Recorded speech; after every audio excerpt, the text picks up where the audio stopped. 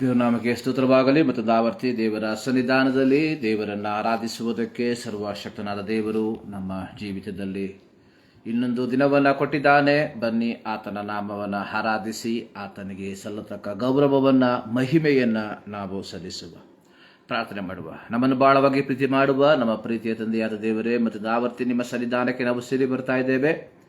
ಈ ವಾರದ ಮೊದಲನೇ ದಿನದಲ್ಲಿ ಕರ್ತನೆ, ಈ ತಿಂಗಳಿನ 18ನೇ ದಿನದಲ್ಲಿ ನಿಮ್ಮ ಸನ್ನಿಧಾನಕ್ಕೆ ಪ್ರತ್ಯೇಕವಾಗಿ ಈ ಆರಾಧನೆಯ ದಿನದಲ್ಲಿ ನಿಮ್ಮ ಪಾದ ಸನ್ನಿಧಾನದಲ್ಲಿ ನಾವು ಸೇರಿ ಬರುವಂತೆ ಕೊಟ್ಟಂಥ ಅವಕಾಶಕ್ಕಾಗಿ ಸ್ತೋತ್ರ. ಈ ದಿನದ ಆರಾಧನೆಯನ್ನು ನಿಮ್ಮ ಕರಗಳಿಗೆ ಸಮರ್ಪಿಸ್ತಾ ಇದ್ದೇವೆ. ಆದಿಯಿಂದ ಅಂತ್ಯದವರೆಗೆ ತ್ರಿಯೇಕ ದೇವರ ಸಾನ್ನಿಧ್ಯ ನಮ್ಮ ಸಂಗಡ ಇದ್ದು ನಮ್ಮನ್ನು ಮಾರ್ಗ ನಡೆಸಿ ಎಂಬುದಾಗಿ ಪ್ರಾರ್ಥಿಸುತ್ತೇವೆ. ಆಡುವಂತಹ ಹಾಡುಗಳು, ಧ್ಯಾನಿಸುವಂಥ ದೇವರ ವಾಕ್ಯ ಎಲ್ಲದರ ಮೂಲಕ ದೇವರ ನಾಮ ಮಹಿಮೆ ಹೊಂದಲಿ. ಈ ಮುಂಜಾನೆಯಲ್ಲಿ ಕರ್ತನೆ, ನಮ್ಮ ದೇಶದ, ನಮ್ಮ ರಾಜ್ಯದ, ನಮ್ಮ ಪಟ್ಟಣದ ವಿವಿಧ ಸ್ಥಳಗಳಲ್ಲಿ ನಡೆಯುತ್ತಿರುವಂಥ ಎಲ್ಲ ಪವಿತ್ರ ಆರಾಧನೆಗಳನ್ನು ನಿಮ್ಮ ಕರಗಳಿಗೆ ಸಮರ್ಪಿಸ್ತಾ ಇದ್ದೇವೆ. ಆಶೀರ್ವದಿಸು. ಪ್ರಾರ್ಥನೆಗಳಿಗಾಗಿ ಸ್ತೋತ್ರ. ಯೇಸು ಕ್ರಿಸ್ತನ ಬುದ್ಧ ನಾಮದಲ್ಲಿ ಬಿಡುತ್ತೇವೆ ನಮ್ಮ ಪ್ರೀತಿಯ ತಂದೆ, ಆಮೇಲೆ. ದೇವರ ನಾಮಕ್ಕೆ ಮತ್ತು ದಾವರ್ತಿ ಕೃತಜ್ಞತೆಯನ್ನು ಸಲ್ಲಿಸುವಂಥವನಾಗಿದ್ದೇನೆ. ಬನ್ನಿ ದೇವರ ನಾಮವನ್ನು ಹಾಡಿ ಆತನ ನಾಮವನ್ನು ನಾವು ಅರಸುವಂಥವರಾಗಿರುವ. ನಾ ಸ್ತುತಿಸುವೆನು, ನಾ ಭಜಿಸುವೆನು, ಕರ್ತನ ನಾಮಕ್ಕೆ ಮಹಿಮೆಯನ್ನು ಸಲ್ಲಿಸಿ ಎಂದು ನಮಿಸುವೆನು. ಸ್ತೋತ್ರಕ್ಕೆ ಆತನೇ ಯೋಗ್ಯನು. ಈ ಹಾಡನ್ನು ಹಾಡಿ ದೇವರ ನಾಮವನ್ನು ನಾವು ಮಹಿಮೆ ಪಡಿಸುವ. ನಾ ಸ್ತುತಿಸುವೆನು, ನಾ ಭಜಿಸುವೆನು, ಕರ್ತನ ನಾಮಕ್ಕೆ ಮಹಿಮೆಯನ್ನು ಸಲ್ಲಿಸಿ ಎಂದು ನಮಿಸುವೆನು. ಸ್ತೋತ್ರಕ್ಕೆ ಆತನೇ ಯೋಗ್ಯನು.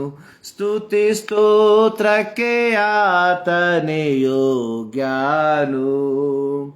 ನಾ ಸ್ತುತಿಸುವೆನು, ನಾ ಭಜಿಸುವೆನು, ಕರ್ತನ ನಾಮಕ್ಕೆ ಮಹಿಮೆಯನ್ನು ಸಲ್ಲಿಸಿ ಎಂದು ನಮಿಸುವೆನು. ಸ್ತೋತ್ರಕ್ಕೆ ಆತನೇ ಯೋಗ್ಯನು. ಸ್ತುತಿ ಸ್ತೋತ್ರಕ್ಕೆ ಆತನೇ ಯೋಗ್ಯನು.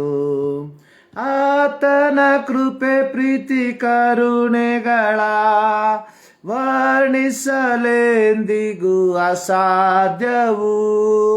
ಆತನ ಕೃಪೆ ಪ್ರೀತಿ ಕರುಣೆಗಳ ವರ್ಣಿಸಲೆಂದಿಗೂ ಅಸಾಧ್ಯವು.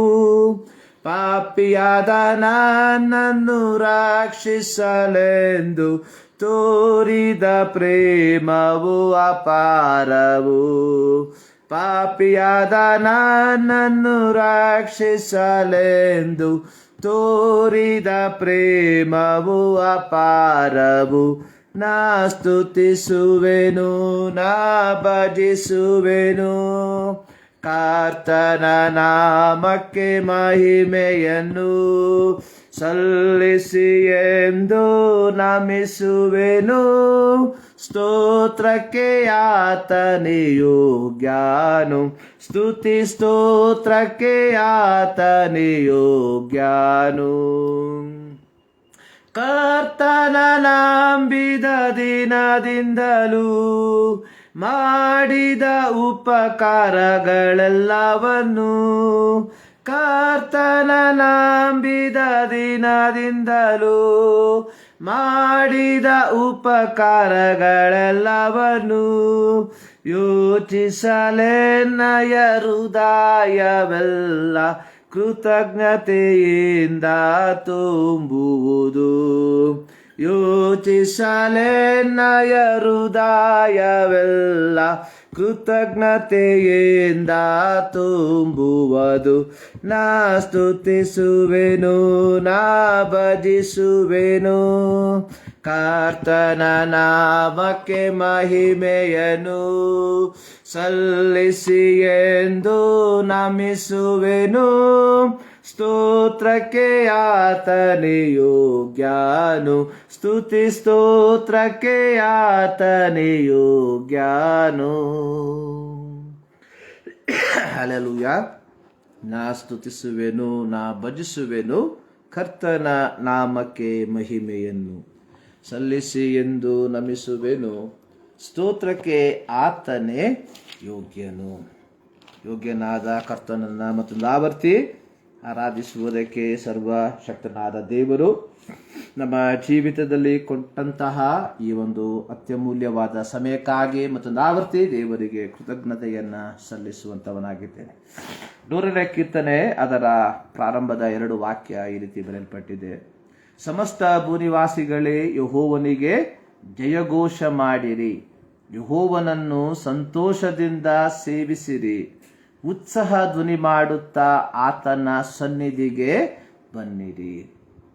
ನೋಡಿ, 2ನೇ ವಾಕ್ಯದಲ್ಲಿ ನಾವು ಕಾಣುವಂತಹ 2 ಪದ, ಒಂದು ಯೆಹೋವನನ್ನು ಸಂತೋಷದಿಂದ ಸೇವಿಸಿರಿ, 2 ಉತ್ಸಾಹ ಧ್ವನಿ ಮಾಡುತ್ತಾ ಆತನ ಸನ್ನಿಧಿಗೆ ಬನ್ನಿರಿ. ಸೊ ಇದರ ಅರ್ಥ, ಕ್ರೈಸ್ತ ಜೀವಿತ ಅನ್ನುವಂಥದ್ದು ತೊಂದರೆ ರಹಿತವಾದ ಜೀವಿತ ಎಂಬುದಾಗಿ ಅಲ್ಲ. ಅನೇಕರು ಎದುರು ನೋಡುವಂತಹ ಕ್ರೈಸ್ತ ಜೀವಿತ ಅನ್ನುವಂಥದ್ದು ಸುಖ ಸುಪ್ಪೊತ್ತಿಗೆಯ ಒಂದು ಜೀವಿತವನ್ನ. ಅನೇಕರು ಬಯಸುವಂತಹ ಕ್ರೈಸ್ತ ಜೀವಿತ ಅನ್ನುವಂಥದ್ದು ಯಾವುದಕ್ಕೂ ಕೊರತೆ ಇಲ್ಲದೆ ಇರುವಂತಹ,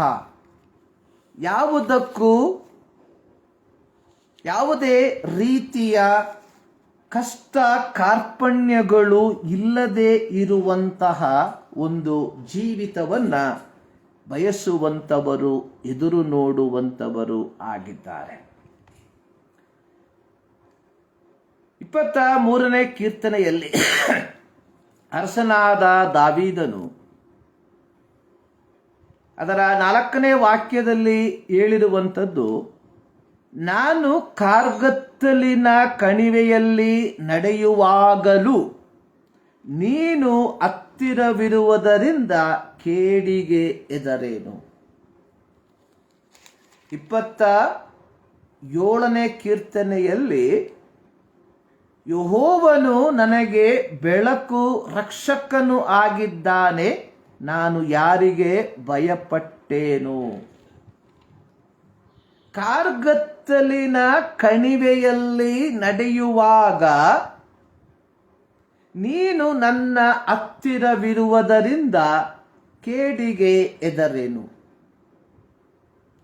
5ನೇ ವಾಕ್ಯ, ವೈರಿಗಳ ಮುಂದೆಯೇ ನೀನು ನನಗೋಸ್ಕರ ಔತಣವನ್ನ ಸಿದ್ಧಪಡಿಸುತ್ತೀ, ನನ್ನ ತಲೆಗೆ ತೈಲವನ್ನ ಹಚ್ಚಿಸುತ್ತೀ, ನನ್ನ ಪಾತ್ರೆಯು ತುಂಬಿ ಹೊರಸೂಸುತ್ತದೆ.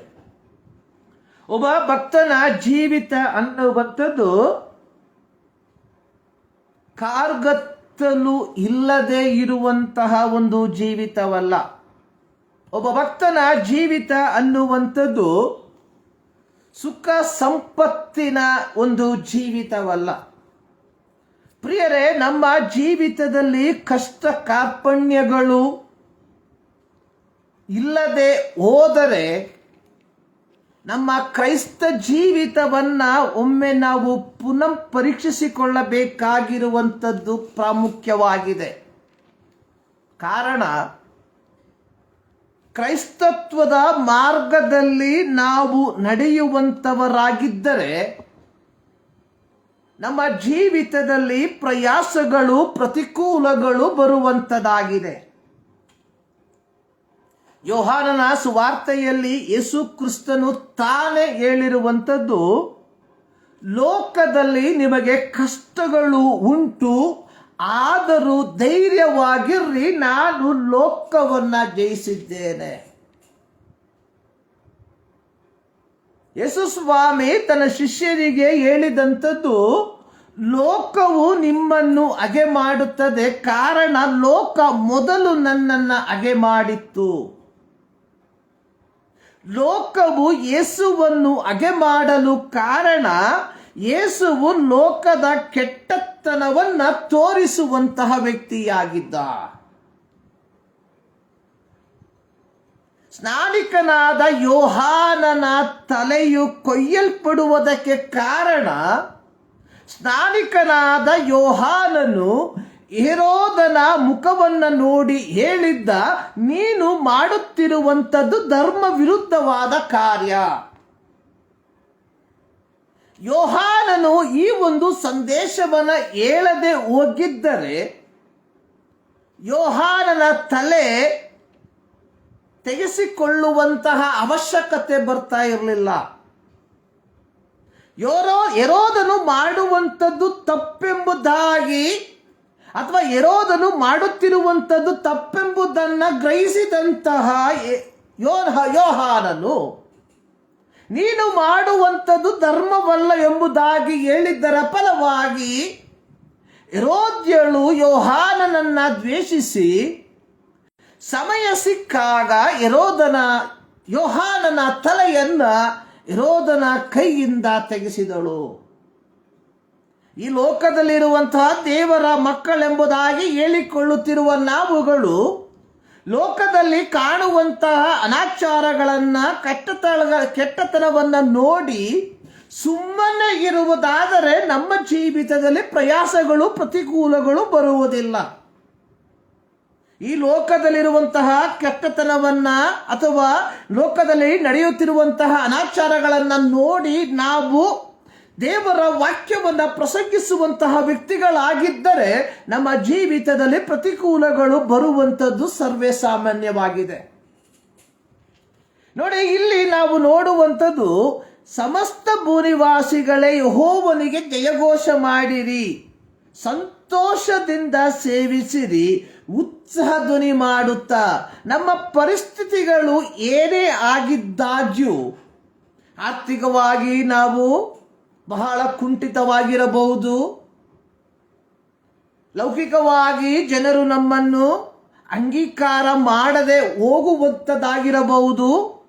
ಏನೇ ಆಗಿದ್ದರೂ ಸಹ ಇಲ್ಲಿ ಕೀರ್ತನೆಗಾರನು ಹೇಳುವಂಥದ್ದು, ಯೆಹೋವನನ್ನ ಸಂತೋಷದಿಂದ ಸೇವಿಸಿರಿ. ಅಂದ್ರೆ ನನ್ನಲ್ಲಿರುವಂತಹ ದುಃಖ ದುಮ್ಮಾನಗಳು, ನನ್ನಲ್ಲಿರುವಂತಹ ಪ್ರಯಾಸಗಳು ನಾನು ದೇವರನ್ನ ಆರಾಧಿಸುವುದಕ್ಕೆ ಅಡ್ಡಿಯಾಗಿ ಮಾರ್ಪಡಬಾರದು. ದೇವರ ಸನ್ನಿಧಾನಕ್ಕೆ ನಾವು ಸೇರಿ ಬರುವಾಗ ಸಂತೋಷದಿಂದ ಆತನನ್ನ ಸೇವಿಸುವಂಥವರು, ಉತ್ಸಾಹ ಧ್ವನಿ ಮಾಡುತ್ತಾ ಆತನ ಸನ್ನಿಧಿಗೆ ಬರುವಂಥವರು ಆಗಿರಬೇಕು ಎಂಬುದಾಗಿ ಈ ಕೀರ್ತನೆಯಲ್ಲಿ ನಾವು ನೋಡುತ್ತೇವೆ. 122ನೇ ಕೀರ್ತನೆಯಲ್ಲಿ ದಾವೀದನು ಹಾಡಿರುವಂಥದ್ದು, ಯೆಹೋವನ ಮಂದಿರಕ್ಕೆ ಹೋಗೋಣ ಬಾ ಎಂದು ಜನರು ನನ್ನನ್ನು ಕರೆದಾಗ ನನಗೆ ಸಂತೋಷವಾಯಿತು. ಅಂದ್ರೆ ದೇವರ ಸನ್ನಿಧಾನಕ್ಕೆ ಹೋಗುವಂಥದ್ದು ಅರಸನಾದ ದಾವೀದನ ಜೀವಿತದಲ್ಲಿ ಅತ್ಯಂತ ಸಂತೋಷಕರವಾದಂತಹ ಒಂದು ವಿಚಾರವಾಗಿತ್ತು. ಕ್ರಿಸ್ತನ ನಿಮಿತ್ತವಾಗಿ, ಸುವಾರ್ತೆಯ ನಿಮಿತ್ತವಾಗಿ ಸೆರೆಮನೆಗೆ ಹಾಕಲ್ಪಟ್ಟಂತಹ ಪೌಲನು ಫಿಲಿಪ್ಪದಲ್ಲಿರುವಂತಹ ವಿಶ್ವಾಸಿಗಳಿಗೆ ಪತ್ರಿಕೆಯನ್ನ ಬರೆಯುವಂತಹ ಸಂದರ್ಭದಲ್ಲಿ ಹೇಳುವಂಥದ್ದು, ರಿಜಾಯ್ಸ್ ಇನ್ ದ ಲಾರ್ಡ್, ಕರ್ತನಲ್ಲಿ ಸಂತೋಷ ಪಡ್ರಿ. ಒಬ್ಬ ಕ್ರೈಸ್ತನ ಜೀವಿತದಲ್ಲಿ, ಒಬ್ಬ ಭಕ್ತನ ಜೀವಿತದಲ್ಲಿ ಲೌಕಿಕವಾದ ಯಾವ ಕಾರ್ಯಗಳು ಅವನ ಆತ್ಮಿಕ ಸಂತೋಷಕ್ಕೆ ಅಡ್ಡಿಯನ್ನ ಉಂಟು ಮಾಡುವಂಥದ್ದಲ್ಲ. ಈ ಮುಂಜಾನೆಯಲ್ಲಿ ದೇವರ ಸನ್ನಿಧಾನದಲ್ಲಿ ನಾವು ಆತನನ್ನ ಆರಾಧಿಸುವುದಕ್ಕೆ ಸೇರಿ ಬಂದಿರುವಾಗ, ಕೀರ್ತನೆಗಾರನೊಂದಿಗೆ ಸೇರಿ ನಾವು ಹಾಡುವಂಥವರಾಗಿರುವ,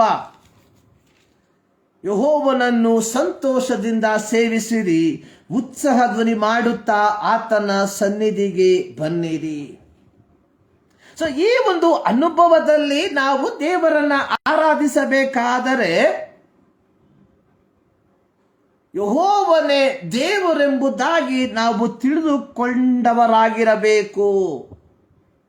ನಮ್ಮನ್ನು ಉಂಟು ಮಾಡಿದವನು ಆತನೇ, ನಾವು ಆತನವರು, ನಾವು ಆತನ ಪ್ರಜೆಯು, ನಾವು ಆತನ ಪಾಲಿಸುವ ಹಿಂಡು ಆಗಿದ್ದೇವೆ ಎಂಬ ಮನವರಿಕೆ ನಮ್ಮಲ್ಲಿ ಇರಬೇಕಾದಂಥದ್ದು ಬಹಳ ಪ್ರಾಮುಖ್ಯ.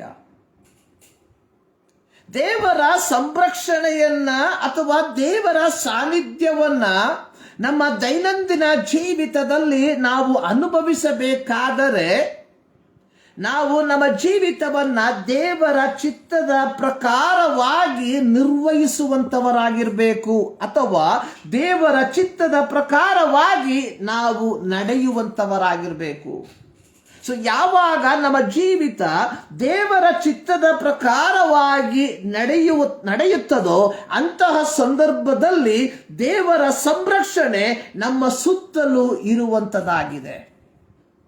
ಅನೇಕ ಸಂದರ್ಭಗಳಲ್ಲಿ ನಾವು ದೇವರ ಸಂರಕ್ಷಣೆಯನ್ನ ಅನುಭವಿಸದೇ ಇರುವುದಕ್ಕೆ ಕಾರಣ ನಮ್ಮ ನಡತೆ ದೈವಿಕವಾದ ಮಾರ್ಗದಲ್ಲಿ ಇಲ್ಲದೆ ಇದ್ದದರ ಫಲವಾಗಿ.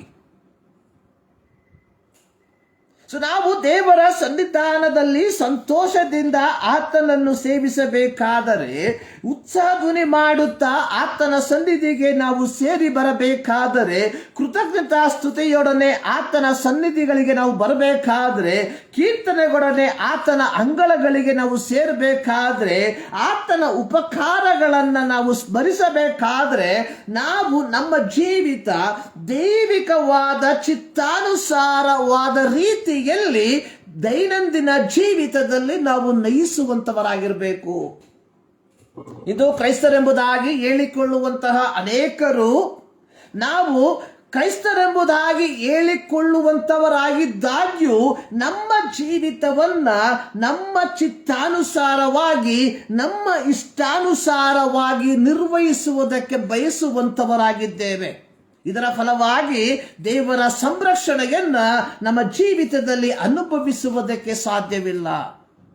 ಪ್ರಿಯರೇ, ನಾವು ಸಂತೋಷದಿಂದ ಉತ್ಸಾಹಧ್ವನಿ ಮಾಡುತ್ತಾ ಕೀರ್ತನೆಯಿಂದ ಕೃತಜ್ಞತಾಸ್ತುತಿಯಿಂದ ಉಪಕಾರ ಸ್ಮರಣೆಯೊಂದಿಗೆ ಆತನನ್ನ ಸ್ತುತಿಸುವಂತವರಾಗಿರಬೇಕಾದರೆ ನಮ್ಮ ಜೀವಿತ ದೇವರ ಚಿತ್ತಾನುಸಾರವಾಗಿ ನಿರ್ವಹಿಸಬೇಕಾದಂಥದ್ದು ಬಹಳ ಪ್ರಾಮುಖ್ಯ ಎಂಬುದನ್ನ ಈ ಮುಂಜಾನೆಯಲ್ಲಿ ನಾವು ಗ್ರಹಿಸಿಕೊಂಡವರಾಗಿ ಆತನನ್ನ ಆರಾಧಿಸುವಂತವರಾಗಿರುವ. ನೋಡಿ, ಇಂದು ನಾವು ಧ್ಯಾನಿಸುವಂತಹ ದೇವರ ವಾಕ್ಯದ ಶೀರ್ಷಿಕೆ ಅನ್ನುವಂಥದ್ದು ಪವಿತ್ರ ಯಜ್ಞದ ಸಂಸ್ಕಾರ ಅಥವಾ ಕರ್ತನ ಮೇಜೆ ಎಂಬ ವಿಚಾರವಾಗಿದೆ.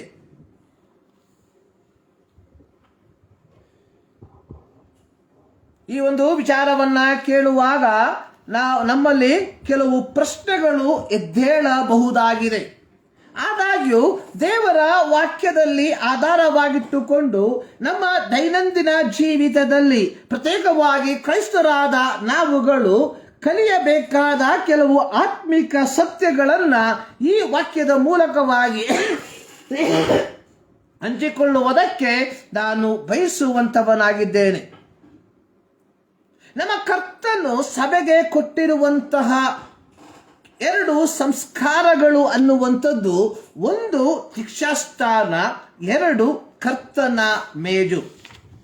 ಕಳೆದ ವಾರದಲ್ಲಿ ನಾವು ದೀಕ್ಷಾಸ್ಥಾನದ ಕುರಿತಾಗಿ ನಾವು ಕೆಲವು ವಿಚಾರಗಳನ್ನ ತಿಳಿದುಕೊಂಡಿದ್ದೇವೆ. ನೋಡಿ, ಕ್ರೈಸ್ತತ್ವದಲ್ಲಿ 2 ಗುಂಪುಗಳನ್ನ ಪ್ರತ್ಯೇಕವಾಗಿ ನಾವು ಕಾಣುತ್ತೇವೆ. 1 ರೋಮನ್ ಕ್ಯಾಥಲಿಕ್ ಸಭೆ, 2 ಪ್ರೊಟೆಸ್ಟೆಂಟ್ ಸಭೆ. ರೋಮನ್ ಕ್ಯಾಥಲಿಕ್ ಸಭೆ 7 ಸಂಸ್ಕಾರಗಳನ್ನ ತಮ್ಮ ಧಾರ್ಮಿಕ ಚಟುವಟಿಕೆಯಲ್ಲಿ ಅವರು ಅಳವಡಿಸಿಕೊಂಡಿರುವಾಗ, ಪ್ರೊಟೆಸ್ಟೆಂಟ್ ಸಭೆಯು 2 ಸಂಸ್ಕಾರಗಳನ್ನ ತಮ್ಮ ಧಾರ್ಮಿಕ ಚಟುವಟಿಕೆಯಲ್ಲಿ ಅಳವಡಿಸಿಕೊಂಡಿರುವಂಥದ್ದನ್ನು ನಾವು ನೋಡುವಂತವರಾಗಿದ್ದೇವೆ. ಪ್ರತ್ಯೇಕವಾಗಿ ಈ 2 ಸಂಸ್ಕಾರಗಳು ನಮ್ಮ ಜೀವಿತದಲ್ಲಿ ಯಾವ ರೀತಿಯಾಗಿ ಅದು ಕ್ರಿಯೆಯನ್ನ ಉಂಟು ಮಾಡುತ್ತದೆ ಎಂಬುದಾಗಿ ನಾವು ತಿಳ್ಕೊಳ್ಳಬೇಕಾದಂಥದ್ದು ಬಹಳ ಪ್ರಾಮುಖ್ಯ. ನಾನು ಪ್ರಾರಂಭದಲ್ಲಿ ಹೇಳಿದೆ, ಕರ್ತನು ಕೊಟ್ಟಿರುವಂತಹ 2 ಸಂಸ್ಕಾರಗಳಲ್ಲಿ ಮೊದಲನೆಯ ಸಂಸ್ಕಾರ ಅನ್ನುವಂಥದ್ದು ದೀಕ್ಷಾಸ್ಥಾನ. ಮತ್ತಾಯನ ಬರೆದ ಸುವಾರ್ತೆ 28ನೇ ಅಧ್ಯಾಯ ಅದರ 19-20 ವಾಕ್ಯಗಳಲ್ಲಿ ಯೇಸು ತನ್ನ ಶಿಷ್ಯರಿಗೆ ಕೊಟ್ಟಂತಹ ಒಂದು ಶ್ರೇಷ್ಠ ನಿಯೋಗ ಅನ್ನುವಂಥದ್ದು, ಗ್ರೇಟ್ ಕಮಿಷನ್ ಅನ್ನುವಂಥದ್ದು, ಸೊ ನೀವು ಹೊರಟು ಹೋಗಿ ಎಲ್ಲ ದೇಶಗಳ ಜನರನ್ನ ಶಿಷ್ಯರನ್ನಾಗಿ ಮಾಡಿರಿ, ಅವರಿಗೆ ತಂದೆಯ, ಮಗನ, ಪವಿತ್ರಾತ್ಮನ ಹೆಸರಿನಲ್ಲಿ ದೀಕ್ಷಾಸ್ನಾನ ಮಾಡಿಸಿ. ಇಲ್ಲಿ ಯೇಸು ಸ್ವಾಮಿ ತನ್ನೊಂದಿಗಿದ್ದ ಶಿಷ್ಯರಿಗೆ ಕೊಟ್ಟಂತಹ ಒಂದು ನಿಯೋಗ ಅನ್ನುವಂಥದ್ದು ಜಗತ್ತಿಗೆಲ್ಲ ಸುವಾರ್ತೆಯನ್ನ ಸಾರುವಂಥದ್ದು, ಎಲ್ಲ ದೇಶಗಳ ಜನರಿಗೆ ಸುವಾರ್ತೆಯನ್ನ ಸಾರುವಂಥದ್ದು, ಜನರನ್ನು ಶಿಷ್ಯರನ್ನಾಗಿ ಮಾರ್ಪಡಿಸುವಂಥದ್ದು, ಅವರಿಗೆ ತಂದೆಯ, ಮಗನ, ಪವಿತ್ರಾತ್ಮನ ಹೆಸರಿನಲ್ಲಿ ದೀಕ್ಷಾಸ್ನಾನ ಮಾಡಿಸುವಂಥದ್ದು, ತದನಂತರವಾಗಿ ಅವರಿಗೆ ಉಪದೇಶ ಮಾಡುವಂಥದ್ದು. ಸೊ ಇದು ಸತ್ಯವೇದದಲ್ಲಿ ದೇವರು ತಾನೇ, ಯೇಸು ಕ್ರಿಸ್ತನು ತಾನೇ ಹೊಸ ಒಡಂಬಡಿಕೆಯ ದೇವರ ಮಕ್ಕಳಾದಂಥವರಿಗೆ ಕೊಟ್ಟಂತಹ ಒಂದು ಸಂಸ್ಕಾರ ಅನ್ನುವಂಥದ್ದನ್ನ ಈ ವಾಕ್ಯದ ಮೂಲಕವಾಗಿ ನಾವು ತಿಳಿದುಕೊಳ್ಳಬಹುದಾಗಿದೆ. ನೋಡಿ, ಅಪೊಸ್ತಲರು ಪಂಚಾಶತಮ ದಿನದಂದು ಪವಿತ್ರಾತ್ಮ ಭರಿತರಾಗಿ ಅನ್ಯ ಭಾಷೆಗಳಿಂದ ದೇವರ ಮಹತ್ವಗಳ ಕುರಿತಾಗಿ ವರ್ಣಿಸಿ, ನಂತರ ಪೇತ್ರನು ಪವಿತ್ರಾತ್ಮ ಬಲದಿಂದ ತುಂಬಿದವನಾಗಿ ಕೂಡಿ ಬಂದಿದ್ದ ಜನರಿಗೆ ಉಪದೇಶ ಮಾಡಲು ಪ್ರಾರಂಭಿಸಿದನು.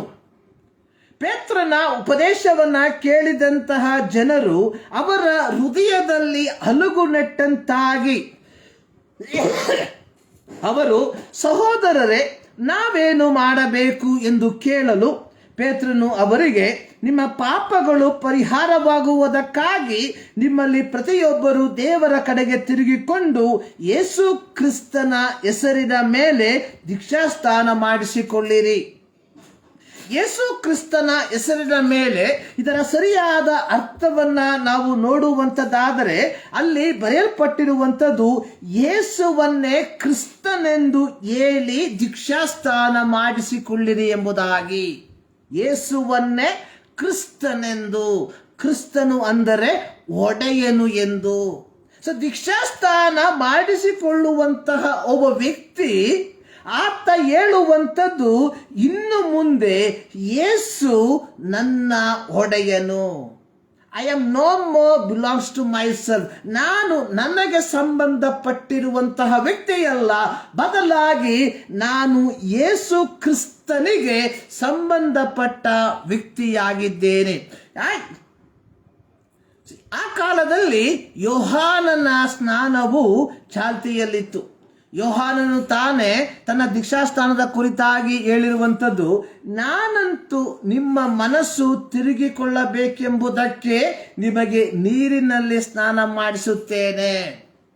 ಇಲ್ಲಿ ಅಪೊಸ್ತಲರು ಯೇಸು ಕ್ರಿಸ್ತನ ಹೆಸರಿನ ಮೇಲೆ ಅಥವಾ ಯೇಸುವನ್ನೇ ಕ್ರಿಸ್ತನೆಂದು ಹೇಳಿ ದೀಕ್ಷಾಸ್ನಾನ ಮಾಡಿಸಿಕೊಳ್ಳಿರಿ ಎಂಬುದಾಗಿ ಹೇಳುವುದಕ್ಕೆ ಕಾರಣ, ಆ ಕಾಲದಲ್ಲಿ ಮತ್ತೊಂದು ಸ್ನಾನವು ಸಹ ಚಾಲ್ತಿಯಲ್ಲಿ ಇರುವಂತದ್ದಾಗಿ ನಾವು ಕಾಣುತ್ತೇವೆ. ಯೋಹಾನನು ತಾನೇ ಅದರ ಕುರಿತಾಗಿ ಹೇಳಿರುವಂಥದ್ದು, ನಾನಂತೂ ನಿಮ್ಮ ಮನಸ್ಸು ತಿರುಗಿಕೊಳ್ಳಬೇಕೆಂಬುದಕ್ಕೆ ನಿಮಗೆ ನೀರಿನಲ್ಲಿ ಸ್ನಾನ ಮಾಡಿಸ್ತಾ ಇದ್ದೇನೆ. ಆದರೆ ಇಲ್ಲಿ ಪೇತ್ರನು ಹೇಳಿರುವಂಥದ್ದು, ನಿಮ್ಮ ಪಾಪಗಳು ಪರಿಹಾರವಾಗುವುದಕ್ಕಾಗಿ ನಿಮ್ಮಲ್ಲಿ ಪ್ರತಿಯೊಬ್ಬರೂ ದೇವರ ಕಡೆಗೆ ತಿರುಗಿಕೊಂಡು ಯೇಸುವನ್ನೇ ಕ್ರಿಸ್ತನೆಂದು ಹೇಳಿ ದೀಕ್ಷಾಸ್ನಾನ ಮಾಡಿಸಿಕೊಳ್ಳಬೇಕು. ನೋಡಿ, ಪಂಚಾಶತಮ ದಿನದಂದು ಪೇತ್ರನ ಮಾತಿಗೆ ಒಪ್ಪಿಕೊಂಡು 3,000 ಮಂದಿ ದೀಕ್ಷಾಸ್ನಾನ ಮಾಡಿಸಿಕೊಂಡರು ಎಂಬುದಾಗಿ ಅಪೊಸ್ತಲರ ಕೃತ್ಯ 2ನೇ ಅಧ್ಯಾಯದ 41ನೇ ವಾಕ್ಯದಲ್ಲಿ ನಾವು ಕಾಣ್ತೇವೆ. ತದನಂತರವಾಗಿ ನಾವು ನೋಡುವಂಥದ್ದು, ಫಿಲಿಪ್ಪನ ಪ್ರಸಂಗವನ್ನ ಕೇಳಿದ ಐಥಿಯೋಪಿಯಾದ ಖಜಾಂಚಿ ನೀರನ್ನ ಕಾಣುತ್ತಲೇ ಅವನು ಫಿಲಿಪ್ಪನಿಗೆ, ಅಗೋ ನೀರು, ನನಗೆ ದೀಕ್ಷಾಸ್ನಾನವಾಗುವುದಕ್ಕೆ ಅಡ್ಡಿ ಏನು ಎಂದು ಹೇಳಿ ರಥವನ್ನ ನಿಲ್ಲಿಸಿದನು. ಫಿಲಿಪ್ಪನು ಅವನಿಗೆ ದೀಕ್ಷಾಸ್ನಾನ ಮಾಡಿಸಿದನು. ಅಪೊಸ್ತಲರ ಕೃತ್ಯ 8ನೇ ಅಧ್ಯಾಯದ 38ನೇ ವಾಕ್ಯ. ಸೊ ನಂತರವಾಗಿ ನಾವು ಕಾಣುವಂಥದ್ದು, ಅನ್ಯ ಜನರಿಗೆ ಸುವಾರ್ತೆಯನ್ನು ತಲುಪಿಸುವುದಕ್ಕೆ ಅಥವಾ ತಿಳಿಸುವುದಕ್ಕೆ ಕರ್ತನಿಂದ ಅಪ್ಪಣೆ ಪಡಕೊಂಡ ಪೇತ್ರನು ರೋಮನ್ ಶತಾಧಿಪತಿಯಾಗಿದ್ದ ಕೊರ್ನೆಲ್ಯನ ಮನೆಗೆ ಹೋಗಿ ಅಲ್ಲಿ ಸೇರಿ ಬಂದಿರುವವರಿಗೆ ಉಪದೇಶ ಮಾಡಲು ಪ್ರಾರಂಭಿಸಿದ. ಪವಿತ್ರಾತ್ಮನು ದೇವರ ವಾಕ್ಯವನ್ನು ಕೇಳಿಸಿಕೊಳ್ಳುತ್ತಿದ್ದವರ ಮೇಲೆ ಇಳಿದು ಬರಲು ಅವರು ಅನ್ಯ ಭಾಷೆಗಳಿಂದ ದೇವರ ಮಹತ್ವವನ್ನ ಹೇಳಲು ಪ್ರಾರಂಭಿಸಿದರು. ಅನ್ಯ ಜನಗಳು ಪವಿತ್ರಾತ್ಮ ದಾನವನ್ನು ಹೊಂದಿದ್ದನ್ನ ನೋಡಿದ ಪೇತ್ರನು ಇವರಿಗೆ ನೀರಿನ ದೀಕ್ಷಾಸ್ನಾನವಾಗದಂತೆ ಯಾರಾದರೂ ಅಭ್ಯಂತರ ಮಾಡರೆ ಎಂದು ಹೇಳಿ ಅವರಿಗೆ, ನೀವು ಯೇಸು ಕ್ರಿಸ್ತನ ಹೆಸರಿನಲ್ಲಿ ದೀಕ್ಷಾಸ್ನಾನ ಮಾಡಿಸಿಕೊಳ್ಳಬೇಕೆಂದು ಅಪ್ಪಣೆ ಕೊಟ್ಟನು. ಅಪೊಸ್ತಲರ ಕೃತ್ಯ 10ನೇ ಅಧ್ಯಾಯ 1-48 ವಾಕ್ಯ. ಪೌಲನ 2ನೆಯ ಸುವಾರ್ಥ ಪ್ರಯಾಣದಲ್ಲಿ ಪೌಲನು ಫಿಲಿಪ್ಪಿ ಪಟ್ಟಣದಲ್ಲಿ ಸುವಾರ್ತೆಯನ್ನು ಸಾರಲಾಗಿ ಲೂದ್ಯಳು ಮತ್ತು ಆಕೆಯ ಮನೆಯವರು ಕರ್ತನನ್ನ ನಂಬಿ ದೀಕ್ಷಾಸ್ನಾನ ಮಾಡಿಸಿಕೊಂಡರು. ಆ ಸ್ಥಳದಲ್ಲಿ ಕಣಿ ಹೇಳುವ ಒಬ್ಬ ದಾಸಿಯು ಇರಲಾಗಿ ಪೌಲನು ಆಕೆಯಲ್ಲಿದ್ದ ದೆವ್ವಕ್ಕೆ ಅಪ್ಪಣೆ ಕೊಡಲು ಆ ದೆವ್ವವು ಆಕೆಯನ್ನು ಬಿಟ್ಟು ಹೋಯಿತು. ಇದರಿಂದ ಅವಳ ಯಜಮಾನನಿಗೆ ಆದಾಯ ತಪ್ಪಿ ಹೋಗಲಾಗಿ ಅವನು ಪಟ್ಟಣದಲ್ಲಿ ಗದ್ದಲವನ್ನ ಉಂಟು ಮಾಡಿ ಪೌಲ ಸೀಲರನ್ನ ಸೆಲೆಮನೆಗೆ ಹಾಕಿಸಿದನು. ಮಧ್ಯರಾತ್ರಿಯಲ್ಲಿ ಪೌಲ ಸೀಲರು ಪ್ರಾರ್ಥನೆ ಮಾಡಿ ಸ್ತುತಿ ಪದಗಳನ್ನು ಆಡಲಾಗಿ ಮಹಾಭೂಕಂಪವಾಯಿತು. ಸೆರೆಮನೆಯ ಕದಗಳು ತೆರೆದವು, ಬೇಡಿಗಳು ಕಳಚಿ ಬಿದ್ದವು.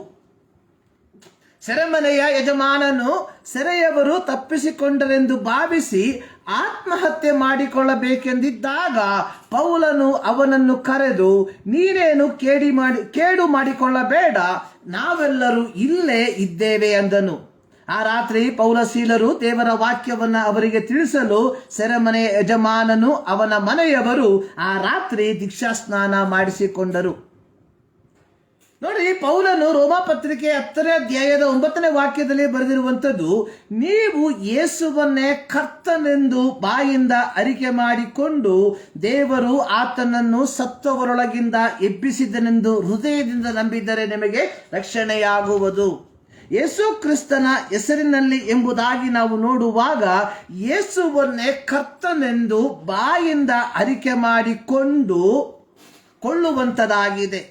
ಇಂದು ಅನೇಕ ಪ್ರೊಟೆಸ್ಟೆಂಟ್ ಸಭೆಗಳು ಸಹ ದೇವರ ವಾಕ್ಯದ ಪ್ರಕಾರ ದೀಕ್ಷಾಸ್ನಾನ ಸಂಸ್ಕಾರವನ್ನು ನಡೆಸದೆ ತಮ್ಮದೇ ಮಾನುಷಿಕ ಕಲ್ಪಿತ ನಿಯಮಗಳಿಗೆ ಅನುಸಾರವಾಗಿ ಈ ಸಂಸ್ಕಾರಗಳನ್ನು ನಡೆಸುವಂಥದ್ದನ್ನು ಕಾಣುತ್ತೇವೆ. ಇದು ವಿಪರ್ಯಾಸವಲ್ಲದೆ ಮತ್ತೇನೂ ಅಲ್ಲ. ಪ್ರಿಯರೇ, ದೀಕ್ಷಾಸ್ನಾನ ಅನ್ನುವಂಥದ್ದು ಒಂದು ಆಂತರಿಕ ಬದಲಾವಣೆಯ ಬಾಹ್ಯ ತೋರಿಕೆಯಾಗಿದೆ. Baptism is an outward expression of inward change. So ಇದನ್ನು ನಾವು ಈ ಹಿಂದಿನ ವಾಕ್ಯಗಳಲ್ಲಿ ನಾವು ನೋಡಿ ತಿಳ್ಕೊಂಡಿದ್ದೇವೆ ಪ್ರಿಯರೇ. ಸೊ ಎರಡನೆಯ ಸಂಸ್ಕಾರ ಅನ್ನುವಂಥದ್ದು ಕರ್ತನ ಮೇಜು, ಲಾರ್ಡ್ಸ್ ಸಫರ್ ಎಂಬುದಾಗಿ. ಸೊ ಇಂದಿನ ನಮ್ಮ ಶೀರ್ಷಿಕೆ ಅನ್ನುವಂಥದ್ದು ಪವಿತ್ರ ಯಜ್ಞದ ಸಂಸ್ಕಾರ.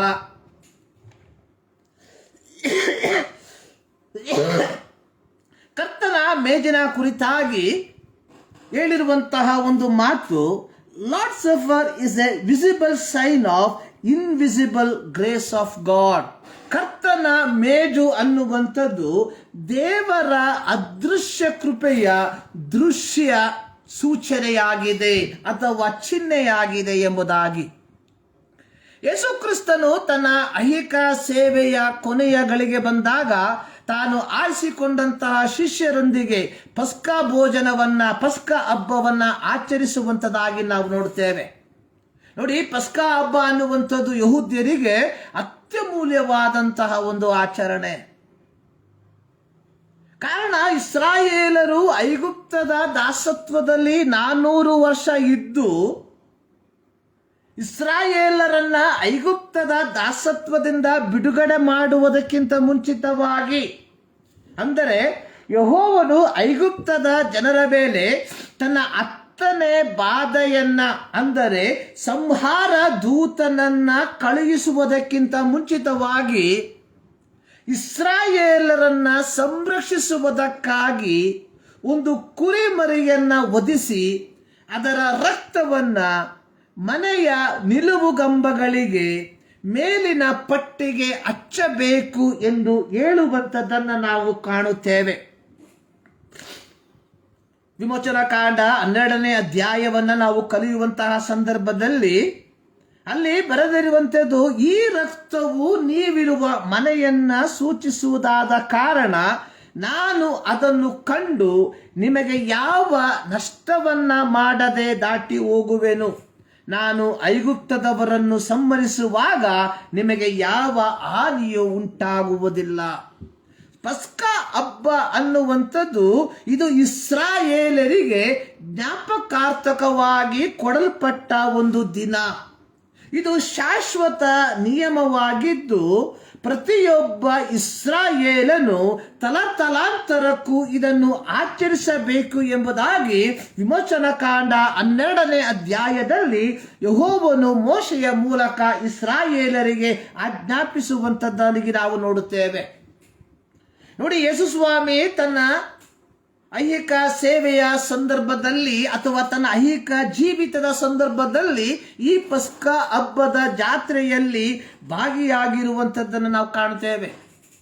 ಲೂಕನ ಸುವಾರ್ತೆ 2ನೇ ಅಧ್ಯಾಯ 41ರಿಂದ 51 ವಾಕ್ಯಗಳಲ್ಲಿ ನಾವು ಕಲಿಯುವಂತಹ ಸಂದರ್ಭದಲ್ಲಿ ಅಲ್ಲಿ ಬರೆಯಲ್ಪಟ್ಟಿರುವಂಥದ್ದು, ಯೇಸು ಸ್ವಾಮಿಗೆ ಕೇವಲ 12 ವರ್ಷ ಪ್ರಾಯವಿದ್ದಾಗ ಆತನು ತನ್ನ ತಂದೆ ತಾಯಿಗಳೊಂದಿಗೆ ಪಸ್ಕ ಹಬ್ಬಕ್ಕಾಗಿ ಯೆರೂಸಲೇಮಿಗೆ ಪ್ರಯಾಣ ಬೆಳೆಸಿದನು ಎಂಬುವಂಥದ್ದನ್ನು ನಾವು ನೋಡುತ್ತೇವೆ.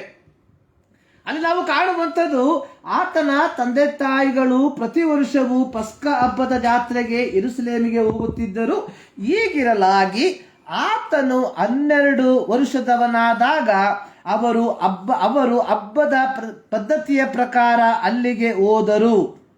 ಸೊ ಅವರೊಂದಿಗೆ ಯೇಸು ಸ್ವಾಮಿಯು ಸಹ ಯೆರೂಸಲೇಮಿಗೆ ಪಸ್ಕ ಹಬ್ಬದ ಆಚರಣೆಗಾಗಿ ಹೋಗುವಂಥದ್ದನ್ನು ನಾವು ಕಾಣುತ್ತೇವೆ. ಇದು ಪ್ರತಿಯೊಬ್ಬ ಯೆಹೂದ್ಯನು ತನ್ನ ಜೀವಿತದಲ್ಲಿ ಪಾಲಿಸುವಂತಹ ಒಂದು ಕಾರ್ಯವಾಗಿತ್ತು. ಆದರೆ ಯೇಸು ಸ್ವಾಮಿ ತನ್ನ ದೌತ್ಯದ ಕೊನೆಯ ಅಥವಾ ತನ್ನ ಐಹಿಕ ಸೇವೆಯ ಕೊನೆಯ ಪಸ್ಕ ಹಬ್ಬದ ಆಚರಣೆಯನ್ನ ಸ್ವಲ್ಪ ವಿಭಿನ್ನವಾಗಿ ಆಚರಿಸುವಂಥದ್ದನ್ನು ನಾವು ಕಾಣ್ತೇವೆ. ಮಾರ್ಕನ ಸುವಾರ್ತೆ 14ನೇ ಅಧ್ಯಾಯ ಅದರ 12ರಿಂದ 21 ವಾಕ್ಯಗಳಲ್ಲಿ ಯೇಸು ಸ್ವಾಮಿ ಪಸ್ಕ ಹಬ್ಬವನ್ನ ಆಚರಿಸುವಂಥದ್ದಾಗಿ ನಾವು ನೋಡುತ್ತೇವೆ. ಅದರ 14ನೇ ಅಧ್ಯಾಯದಲ್ಲಿ ನಾವು ನೋಡುವಂಥದ್ದು, ಅಲ್ಲಿ ಬರೆಯಲ್ಪಟ್ಟಿದೆ, ಹುಳಿಯಿಲ್ಲದ ರೊಟ್ಟಿಯ ಹಬ್ಬದ ಮೊದಲನೆಯ ದಿವಸ ಅಂದರೆ ಪಸ್ಕದ ಕುರಿಯನ್ನು ಕೊಯ್ಯುವ ದಿವಸ ಆತನ ಶಿಷ್ಯರು, ನೀನು ಪಸ್ಕದ ಊಟವನ್ನು ಮಾಡುವಂತೆ ಎಲ್ಲಿ ಸಿದ್ಧ ಮಾಡಬೇಕೆನ್ನುತ್ತಿ ಎಂದು ಕೇಳಲು ಅಲ್ಲಿ ನಾವು ನೋಡುವಂಥದ್ದು ಯೇಸು ಸ್ವಾಮಿ ಕೆಲವು ವಿಚಾರಗಳನ್ನು ಹೇಳುವಂಥದ್ದಾಗಿ ನೋಡುತ್ತೇವೆ. ಅದರ 21 ವಾಕ್ಯದ ತನಕ ನಾವು ನೋಡುವಾಗ ಅದರ 17ನೇ ವಾಕ್ಯದಲ್ಲಿ ಬರೆಯಲ್ಪಟ್ಟಿದೆ, ಸಂಜೆಯಾದಾಗ ಆತನು 12 ಮಂದಿ ಶಿಷ್ಯರ ಸಂಗಡ ಬಂದನು. ಅವರು ಕೂತುಕೊಂಡು ಊಟ ಮಾಡುತ್ತಿರುವಾಗ ಯೇಸು, ನಿಮ್ಮಲ್ಲಿ ಒಬ್ಬನು ನನ್ನನ್ನು ಹಿಡುಕೊಡುವನು ಎಂಬುದಾಗಿ ಹೇಳುವಂಥದ್ದನ್ನು ನಾವು ನೋಡುತ್ತೇವೆ. ಇವೆಲ್ಲವೂ ಆದ ಮೇಲೆ ಅದರ 22ನೇ ವಾಕ್ಯಕ್ಕೆ ನಾವು ಬರುವಾಗ ಅಲ್ಲಿ ಬರೆಯಲ್ಪಟ್ಟಿರುವಂಥದ್ದು, ಅವರು ಊಟ ಮಾಡುತ್ತಿರುವಾಗ ಆತನು ರೊಟ್ಟಿಯನ್ನ ತೆಗೆದುಕೊಂಡು ದೇವರ ಸ್ತೋತ್ರ ಮಾಡಿ ಮುರಿದು ಅವರಿಗೆ ಕೊಟ್ಟು, ತಕ್ಕೊಳ್ಳಿರಿ, ಇದು ನನ್ನ ದೇಹ ಅಂದನು. ಆಮೇಲೆ ಪಾತ್ರೆಯನ್ನು ತೆಗೆದುಕೊಂಡು ಸ್ತೋತ್ರ ಮಾಡಿ ಅವರಿಗೆ ಕೊಟ್ಟನು. ಅವರೆಲ್ಲರೂ ಅದರಲ್ಲಿ ಕುಡಿದರು.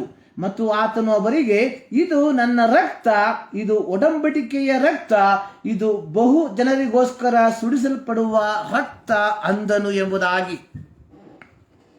ಇದೇ ಭಾಗವನ್ನು ನಾವು ಮತ್ತಾಯನ ಸುವಾರ್ತೆ 26ನೇ ಅಧ್ಯಾಯದ ಅದರ 28ನೇ ವಾಕ್ಯದಲ್ಲಿ ನಾವು ನೋಡುವಂತಹ ಸಂದರ್ಭದಲ್ಲಿ ಅಲ್ಲಿ ನಾವು ಕಾಣುವಂತಹ ಒಂದು ಪ್ರತ್ಯೇಕವಾದ ಒಂದು ಪದ, ಇದು ನನ್ನ ರಕ್ತ, ಇದು ಒಡಂಬಡಿಕೆಯ ರಕ್ತ, ಇದು ಪಾಪಗಳ ಕ್ಷಮೆಗಾಗಿ ಬಹು ಜನರಿಗೋಸ್ಕರ ಸುರಿಸಲ್ಪಡುವ ರಕ್ತ ಎಂಬುದಾಗಿ ಹೇಳುವಂಥದ್ದಾಗಿ ನಾವು ನೋಡುತ್ತೇವೆ.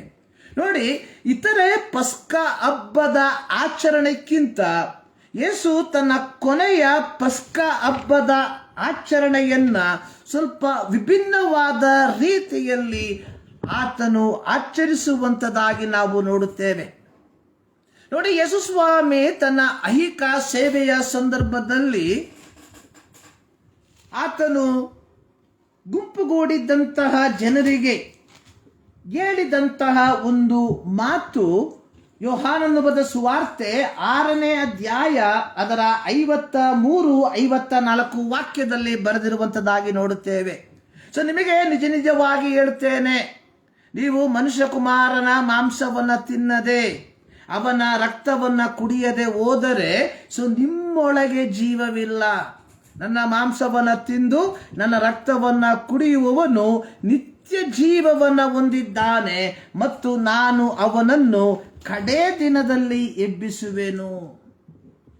ಸೊ ಇಲ್ಲಿ ಯೇಸು ಸ್ವಾಮಿ ತನ್ನ ಮರಣದ ಕುರಿತಾಗಿ ಆತನು ಮುಂದಾಗಿ ಶಿಷ್ಯರಿಗೆ ಅಥವಾ ಸೇರಿ ಬಂದಂತಹ ಜನರಿಗೆ ತಿಳಿಯಪಡಿಸುವಂಥದ್ದಾಗಿ ನಾವು ನೋಡುತ್ತೇವೆ.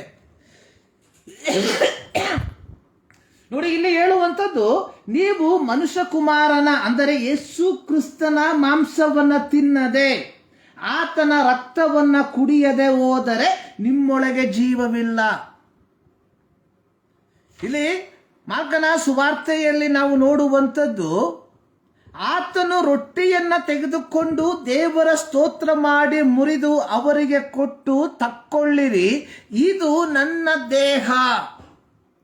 ಅಂದ್ರೆ ಈ ಒಂದು ಸಂಸ್ಕಾರದಲ್ಲಿ ಭಾಗಿಯಾಗದೇ ಇರುವಂಥವನು ನಿತ್ಯ ಜೀವವನ್ನ ಕಾಣುವುದಿಲ್ಲ ಎಂಬುವಂತಹ ಸತ್ಯವನ್ನ ಈ ಭಾಗದಲ್ಲಿ ನಾವು ಅರ್ಥ ಮಾಡಿಕೊಳ್ಳಬೇಕಾಗಿದೆ. ನೋಡಿ, ಇಲ್ಲಿ ನಾವು ನೋಡುವಂಥದ್ದು ಯೋಹಾನನ ಸುವಾರ್ತೆಯಲ್ಲಿ, ನಿಮಗೆ ನಿಜ ನಿಜವಾಗಿ ಹೇಳುತ್ತೇನೆ, ನೀವು ಮನುಷ್ಯಕುಮಾರನ ಮಾಂಸವನ್ನು ತಿನ್ನದೆ ಅವನ ರಕ್ತವನ್ನ ಕುಡಿಯದೆ ಹೋದರೆ ನಿಮ್ಮೊಳಗೆ ಜೀವವಿಲ್ಲ. ನಿಮ್ಮೊಳಗೆ ಜೀವವಿಲ್ಲ. ನನ್ನ ಮಾಂಸವನ್ನು ತಿಂದು ನನ್ನ ರಕ್ತವನ್ನ ಕುಡಿಯುವವನು ನಿತ್ಯ ಜೀವವನ್ನ ಹೊಂದಿದ್ದಾನೆ. ಯೋಹಾನನ ಸುವಾರ್ತೆ 3ನೇ ಅಧ್ಯಾಯ 16ನೇ ವಾಕ್ಯದಲ್ಲಿ, ದೇವರು ಲೋಕದ ಮೇಲೆ ಎಷ್ಟೋ ಪ್ರೀತಿಯನ್ನಿಟ್ಟು ತನ್ನ ಒಬ್ಬನೇ ಮಗನನ್ನ ಕಳುಹಿಸಿಕೊಟ್ಟನು. ಆತನನ್ನು ನಂಬುವ ಒಬ್ಬನಾದರೂ ನಾಶವಾಗದೆ ಎಲ್ಲರೂ ನಿತ್ಯ ಜೀವವನ್ನ ಪಡೆಯಬೇಕೆಂದು. ಎಲ್ಲರೂ ನಿತ್ಯ ಜೀವವನ್ನ ಪಡೆಯಬೇಕಾದರೆ ಪ್ರತಿಯೊಬ್ಬನು ಕರ್ತನ ಮೇಜಿನಲ್ಲಿ ಭಾಗಿಯಾಗಬೇಕೆಂಬ ಸತ್ಯವನ್ನ ನಾವು ಸರಿಯಾಗಿ ಅರ್ಥ ಮಾಡಿಕೊಳ್ಳಬೇಕಾಗಿದೆ. ಇದು ಅನೇಕರು ಕರ್ತನ ಮೇಜೆಯನ್ನ ಕೇವಲ ಒಂದು ಧಾರ್ಮಿಕ ಆಚರಣೆಯಾಗಿ ಮಾತ್ರ ಕಾಣುವಂಥದ್ದಾಗಿ ನಾವು ನೋಡುತ್ತೇವೆ. ಮಲಾಕಿ ಪ್ರವಾದನ ಪುಸ್ತಕದಲ್ಲಿ ನಾವು ಕಾಣುವಂತಹ ಒಂದು ಪದಪ್ರಯೋಗ, ಸರ್ವಶಕ್ತನಾದ ದೇವರು ಪ್ರವಾದಿಯಾದ ಮಲಾಕಿಯ ಮೂಲಕವಾಗಿ ಇಸ್ರಾಯೇಲರಿಗೆ, ಪ್ರತ್ಯೇಕವಾಗಿ ಯಾಜಕರಿಗೆ ಹೇಳುವಂಥದ್ದು 12ನೇ ವಾಕ್ಯ, ಇದು ಸೇನಾಧೀಶ್ವರ ಯೆಹೋವನ ನುಡಿ, ನೀವು ಯೆಹೋವನ ಮೇಜು ಅಶುದ್ಧ, ಅದರ ಮೇಲಣ ಎಡೆಯು ತುಚ್ಛ ಅಂದುಕೊಳ್ಳುವುದರಿಂದ ನನ್ನ ನಾಮವನ್ನು ಅಪಕೀರ್ತಿಗೆ ಗುರಿ ಮಾಡಿದ್ದೀರಿ. ನೋಡಿ, ಇಲ್ಲಿ ಯೆಹೋವನ ಮೇಜು, ಲಾರ್ಡ್ಸ್ ಟೇಬಲ್. ಇಸ್ರಾಯೇಲ್ ಮಕ್ಕಳು, ಯಾಜಕರು, ಇಸ್ರಾಯೇಲರು ತರುತ್ತಿದ್ದಂತಹ ಯಜ್ಞ ಪಶುವಿನ ಭಾಗವನ್ನ ಅದರ ಕುರಿತಾಗಿ ಹೇಳುವಂಥದ್ದು ಇದು ಅಶುದ್ಧ ಎಂಬುದಾಗಿ, ಅದನ್ನು ತುಚ್ಛೀಕರಿಸುವಂಥದ್ದಾಗಿ ನಾವು ನೋಡುತ್ತೇವೆ ಹಳೆಯ ಒಡಂಬಡಿಕೆಯಲ್ಲಿ. ಹೊಸ ಒಡಂಬಡಿಕೆಯ ದೇವರ ಮಕ್ಕಳಾದ ನಾವುಗಳು ಸಹ ಇಂದು ಕರ್ತನ ಮೇಜೆಯನ್ನ ಅದಕ್ಕೆ ಸಲ್ಲತಕ್ಕ ಗೌರವವನ್ನ ಕೊಡದೆ ಕೇವಲ ಒಂದು ಧಾರ್ಮಿಕ ವಿಧಿವಿಧಾನವಾಗಿ ಅದನ್ನ ನಾವು ಆಚರಿಸುವಂತವರಾಗಿದ್ದೇವೆ. ಶ್ರೀ ಕರ್ತನ ಮೇಜಿನ ಕುರಿತಾಗಿ ಪೌಲನು ಕೊಡುವಂತಹ ಒಂದು ಉಪದೇಶ. ಇಲ್ಲಿ ಪೌಲನು ಹೇಳುವಂಥದ್ದು, ನಾನು ನಿಮಗೆ ತಿಳಿಸಿಕೊಟ್ಟ ಉಪದೇಶವನ್ನ ಕರ್ತನಿಂದ ಹೊಂದಿರುವಂತಹ ಉಪದೇಶ. ಇದು ಪೌಲನ ಉಪದೇಶವಲ್ಲ, ಇದು ಕರ್ತನ ಉಪದೇಶ. ಏನದು? ನೀವು ಯೇಸು ತಾನು ಹಿಡಿದುಕೊಟ್ಟ ರಾತ್ರಿಯಲ್ಲಿ ರೊಟ್ಟಿಯನ್ನು ತೆಗೆದುಕೊಂಡು ದೇವರ ಸ್ತೋತ್ರ ಮಾಡಿ ಮುರಿದು, ಇದು ನಿಮಗೋಸ್ಕರವಾಗಿರುವ ನನ್ನ ದೇಹ, ನನ್ನನ್ನು ನೆನೆಸಿಕೊಳ್ಳುವುದಕ್ಕೋಸ್ಕರ ಹೀಗೆ ಮಾಡಿರಿ ಎಂದನು. ನೋಡಿ, ಮಾರ್ಕನ ಸುವಾರ್ತೆಯಲ್ಲಿ ನಾವು ನೋಡುವಂಥದ್ದು, ಯೇಸು ರೊಟ್ಟಿಯನ್ನು ತೆಗೆದುಕೊಂಡು ದೇವರ ಸ್ತೋತ್ರ ಮಾಡಿ ಮುರಿದು ಅವರಿಗೆ ಕೊಟ್ಟು ತಿನ್ನಿರಿ ತಕ್ಕೊಳ್ಳಿರಿ ಎಂಬುದಾಗಿ ಹೇಳಿದೆ ಎಂಬುದಾಗಿ ಮಾರ್ಕನು ಬರೆದಿರುವಾಗ, ಇಲ್ಲಿ ಪೌಲನು ದೇವರಿಂದ ಪಡಕೊಂಡಂತಹ ಸಂದೇಶವನ್ನ ಇಲ್ಲಿ ಕೊರಿಂಥದಲ್ಲಿರುವಂತಹ ವಿಶ್ವಾಸಿಗಳಿಗೆ ತಿಳಿಸುವಂಥದ್ದು. ಕರ್ತನಾದ ಯೇಸು ತಾನು ಹಿಡಿದುಕೊಡಲ್ಪಟ್ಟ ರಾತ್ರಿಯಲ್ಲಿ, ಅಂದ್ರೆ ಆ ಪಸ್ಕದ ರಾತ್ರಿಯಲ್ಲಿ ರೊಟ್ಟಿಯನ್ನ ತೆಗೆದುಕೊಂಡು ದೇವರ ಸ್ತೋತ್ರ ಮಾಡಿ ಮುರಿದು, ಇದು ನಿಮಗೋಸ್ಕರವಾಗಿರುವ ನನ್ನ ದೇಹ, ನನ್ನನ್ನು ನೆನಪಿಸಿಕೊಳ್ಳುವುದಕ್ಕೋಸ್ಕರ ಹೀಗೆ ಮಾಡಿರಿ. ಕರ್ತನ ಮೇಜು ಅನ್ನುವಂಥದ್ದು ಕರ್ತನು ನಮಗಾಗಿ ಮಾಡಿದ್ದನ್ನ ನೆನಪು ಮಾಡಿಕೊಳ್ಳುವಂಥದ್ದು. ಆದುದರಿಂದಲೇ ಪ್ರಾರಂಭದಲ್ಲಿ ಹೇಳಿದೆ, ಕರ್ತನ ಮೇಜು ಅನ್ನುವಂಥದ್ದು ದೇವರ ಅದೃಶ್ಯ ಕೃಪೆಯ ದೃಶ್ಯ ಗೋಚರವಾಗಿದೆ, ಚಿಹ್ನೆಯಾಗಿದೆ. Lord supper is a visible sign of invisible grace of God. ನಮ್ಮ ಸಭೆಗಳಲ್ಲಿ, ಕೆಲವು ಸಭೆಗಳಲ್ಲಿ ಪ್ರತಿ ವಾರ ಕರ್ತನ ಮೇಜಿನ ಸಂಸ್ಕಾರವನ್ನ ಆಚರಿಸುವಂಥದ್ದನ್ನು ನಾವು ನೋಡುತ್ತೇವೆ. ಕೆಲವು ಸಭೆಗಳಲ್ಲಿ ತಿಂಗಳಿನ ಪ್ರಾರಂಭ ಭಾನುವಾರ ಕರ್ತನ ಮೇಜನ್ನ ಆಚರಿಸುವಂಥದ್ದಾಗಿ ನಾವು ನೋಡುತ್ತೇವೆ. ಆದರೆ ಈ ಕರ್ತನ ಮೇಜು ನಮಗೆ ಹೇಳುವಂತಹ ಒಂದು ಸತ್ಯ ಅನ್ನುವಂಥದ್ದು ಇಲ್ಲಿ ಪೌಲನು ಹೇಳ್ತಾ ಇದ್ದಾನೆ, ಇದು ನಿಮಗೋಸ್ಕರವಾಗಿರುವ ನನ್ನ ದೇಹ. ನಾವು ರೊಟ್ಟಿಯಲ್ಲಿ ಭಾಗಿಗಳಾಗುವಾಗ ನಾವು ನೆನೆಸ್ಕೊಳ್ಬೇಕಾಗಿರುವಂಥದ್ದು, ನಾನು ಸಾಯಬೇಕಾದ ಸ್ಥಳದಲ್ಲಿ ಕರ್ತನು ನನಗೋಸ್ಕರವಾಗಿ ಸತ್ತನು. ವಿಮೋಚನಾ ಕಾಂಡದಲ್ಲಿ ನಾವು ನೋಡಿದ್ವಿ, ಸಂಹಾರ ದೂತನು ಐಗುಪ್ತವನ್ನ ಹಾದು ಹೋಗುವಾಗ ಯಾರ ಮನೆಯ ನಿಲುವು ಪಟ್ಟಿಗಳಲ್ಲಿ ಮೇಲ್ಪಟ್ಟಿಯಲ್ಲಿ ಆ ಕುರಿಯ ರಕ್ತವು ಕಾಣಲ್ಪಡುವುದಿಲ್ಲವೋ ಅಂತಹ ಮನೆಗಳಲ್ಲಿ ಸಂಹಾರ ದೂತನು ಚೊಚ್ಚಲಾದಂತಹ ಪಶುಗಳನ್ನ, ಚೊಚ್ಚಲಾದಂತಹ ವ್ಯಕ್ತಿಗಳನ್ನ ಹತ ಮಾಡುವಾಗ ಇಸ್ರಾಯೇಲರ ಕುಟುಂಬಗಳಲ್ಲಿ ಆ ರಕ್ತದ ಕಲೆ ಇದ್ದದ್ದರ ಫಲವಾಗಿ ಯಾವ ಹಾನಿ ಉಂಟಾಗದಂತೆ ಸಂಹಾರ ದೂತನು ಆ ಕುಟುಂಬವನ್ನ, ಆ ಮನೆಯನ್ನ ಹಾದು ಹೋದಂತೆಯೇ ಪ್ರಿಯರೇ, ಈ ಕರ್ತನ ಮೇಜೆ ನಮಗೆ ತಿಳಿಸುವಂತಹ ಒಂದು ಆಧ್ಯಾತ್ಮಿಕ ಸತ್ಯ ಅನ್ನುವಂಥದ್ದು, ಯೇಸು ಕ್ರಿಸ್ತನು 2000 ವರ್ಷಗಳ ಹಿಂದೆ ನಮ್ಮೆಲ್ಲರ ಪಾಪಗಳ ಪರಿಹಾರಕ್ಕೋಸ್ಕರವಾಗಿ ಆತನು ಶಿಲುಬೆಯ ಮೇಲೆ ಜಡಿಯಲ್ಪಟ್ಟನು ಎಂಬುದಾಗಿ. ಇಂದು ನಾವು ಕರ್ತನ ಮೇಜೆಯನ್ನ ಕೇವಲ ಧಾರ್ಮಿಕ ಆಚರಣೆಯ ಒಂದು ವಿಧಾನವಾಗಿ ಮಾತ್ರ ನಾವು ಯೋಚಿಸುವಂತವರಾಗಿದ್ದೇವೆ. ಆದರೆ ಇಲ್ಲಿ ಪೌಲನ ಮೂಲಕವಾಗಿ ಯೇಸು ಕ್ರಿಸ್ತನು ತಾನೇ ಹೇಳಿರುವಂಥದ್ದು ನೋಡಿ, 23ನೇ ವಾಕ್ಯ, ನಾನು ನಿಮಗೆ ತಿಳಿಸಿಕೊಟ್ಟ ಉಪದೇಶವನ್ನ ಕರ್ತನಿಂದ ಹೊಂದಿದ್ದೇನು. ಇದು ಮನುಷ್ಯರ ಮೂಲಕವಾಗಿ ದೊರೆತಂಥದ್ದಲ್ಲ, ಕರ್ತನಿಂದ ಹೊಂದಿರುವಂಥದ್ದು. ಸೊ ನೀವು ಊಟ ಮಾಡುವಾಗ ನನ್ನನ್ನ ನೆನಪು ಮಾಡಿಕೊಳ್ಬೇಕು. ನೀವು ಪಾನ ಮಾಡುವಾಗ ನನ್ನನ್ನು ನೆನೆಸಿಕೊಳ್ಳುವುದಕ್ಕೋಸ್ಕರ ಪಾನ ಮಾಡ್ರಿ. ಅಂದ್ರೆ ಕರ್ತನ ಮೇಜಿನಲ್ಲಿ, ಕರ್ತನ ರೊಟ್ಟಿಯಲ್ಲಿ, ಕರ್ತನ ಪಾತ್ರೆಯಲ್ಲಿ ನಾವು ಭಾಗಿಗಳಾಗುವಾಗ ಪ್ರಿಯರೇ, ಒಮ್ಮೆ ನಾವು ಯೋಚಿಸಬೇಕು, ನಾನು ಸಾಯುವ ಸ್ಥಳದಲ್ಲಿ ನನಗಾಗಿ ಯೇಸು ಸತ್ತ. ಕನ್ನಡದಲ್ಲಿ ಒಂದು ಸುಂದರವಾದ ಹಾಡಿದೆ, ನನಗಾಗಿ ಯೇಸು ಸತ್ತ, ನನಗಾಗಿ ಯೇಸು ಸತ್ತ, ನನ್ನ ಪಾಪ ಹೊತ್ತ ತನ್ನ ಪ್ರಾಣ ತೆತ್ತ, ನನಗಾಗಿ ಯೇಸು ಸತ್ತ. ಹೌದು ಪ್ರಿಯರೇ, ಕರ್ತನ ಮೇಜೆ, ಈ ಪವಿತ್ರ ಸಂಸ್ಕಾರ, ಈ ಪವಿತ್ರ ಯಜ್ಞದ ಸಂಸ್ಕಾರ ನಮಗೆ ತಿಳಿಸುವಂತಹ ಒಂದು ಆಧ್ಯಾತ್ಮಿಕ ಸತ್ಯ ಅನ್ನುವಂಥದ್ದು, ನಾನು ಸಾಯಬೇಕಾದಂತಹ ಸ್ಥಳದಲ್ಲಿ ನನ್ನ ಬದಲಾಗಿ ಕರ್ತನು ನನಗಾಗಿ ಸತ್ತ. ಯೇಸುಸ್ವಾಮಿಯ ಸೇವೆಯ ಪ್ರಾರಂಭ ಸಂದರ್ಭದಲ್ಲಿ ಯೋಹಾನನು ಯೇಸುವನ್ನ ನೋಡಿ ಹೇಳುವಂತಹ ಒಂದು ಮಾತು ಅಲ್ಲಿ ಈ ರೀತಿಯಾಗಿ ಬರೆಯಲ್ಪಟ್ಟಿರುವಂಥದ್ದಾಗಿ ನಾವು ನೋಡುತ್ತೇವೆ.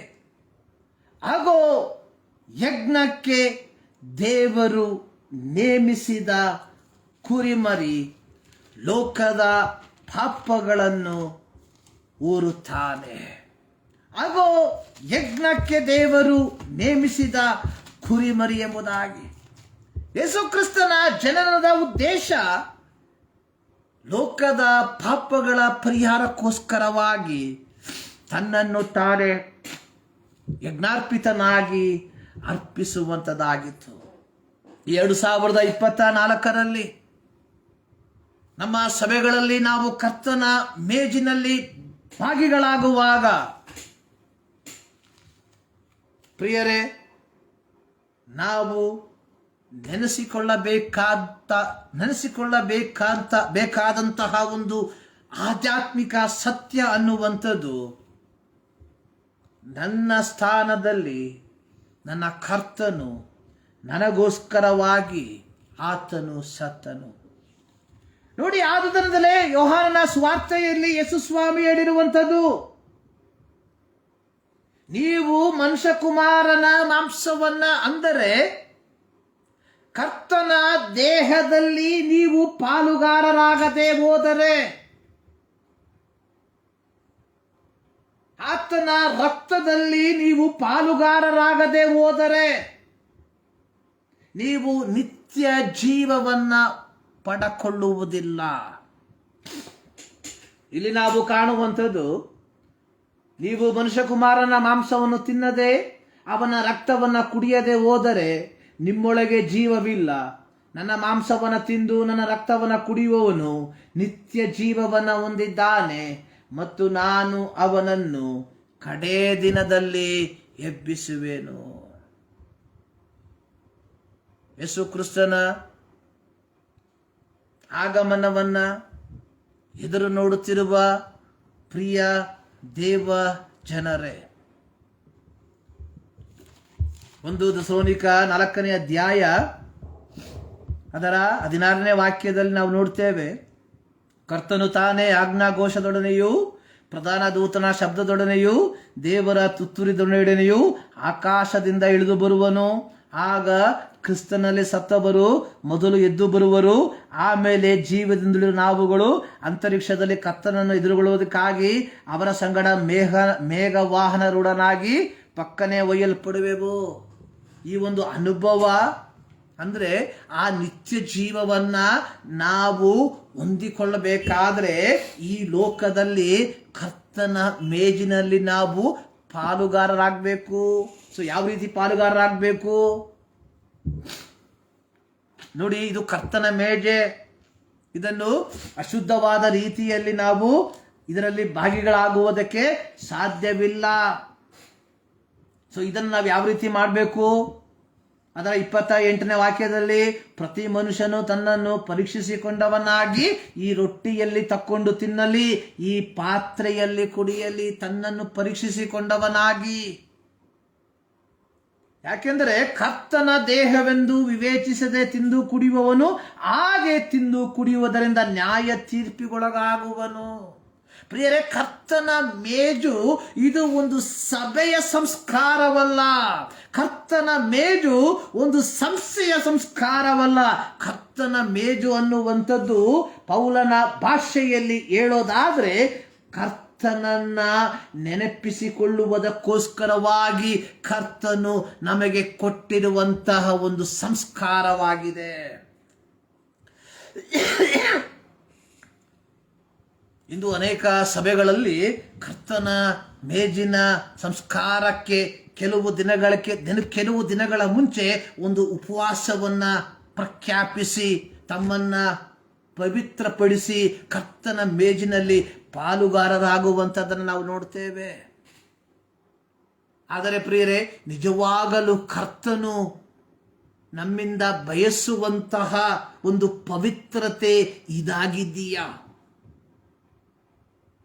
2000 ವರ್ಷಗಳ ಹಿಂದೆ ಮಾನವ ಕುಲದ ಪಾಪಗಳ ಪರಿಹಾರಕ್ಕೋಸ್ಕರವಾಗಿ ತನ್ನನ್ನು ತಾನೇ ಯಜ್ಞಾರ್ಪಿತನಾಗಿ ಅರ್ಪಿತನಾದಂತಹ ಯೇಸು ಕ್ರಿಸ್ತನ ಮೂಲಕ ಪಾಪ ಕ್ಷಮಾಪಣೆಯನ್ನು ಪಡೆದುಕೊಂಡಿರುವ ನಾವುಗಳು ಯಾವ ರೀತಿಯಾಗಿ ಒಂದು ಪವಿತ್ರವಾದ ಜೀವಿತವನ್ನ ಜೀವಿಸುವಂತವರಾಗಿರಬೇಕು ಎಂಬುದನ್ನ ಒಮ್ಮೆ ನಾವು ಪರೀಕ್ಷಿಸಿಕೊಳ್ಳಬೇಕಾಗಿರುವಂತದ್ದಾಗಿದೆ.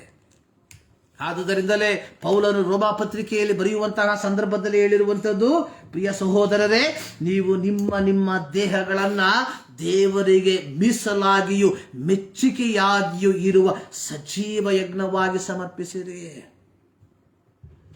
ಪ್ರಿಯರೇ, ಈ ಒಂದು ಸಂಸ್ಕಾರ ನಮಗೆ ತಿಳಿಸಿಕೊಡುವಂತಹ ಒಂದು ಆಧ್ಯಾತ್ಮಿಕ ಸತ್ಯ ಅನ್ನುವಂಥದ್ದು ಇದು ಪವಿತ್ರತೆಯಲ್ಲಿ ನಾವು ಭಾಗಿಗಳಾಗಬೇಕಾದಂತಹ ಒಂದು ಸೇವೆ ಎಂಬುದಾಗಿ ದೇವರ ವಾಕ್ಯದಲ್ಲಿ ನಾವು ನೋಡಿದ ರೀತಿಯಲ್ಲಿ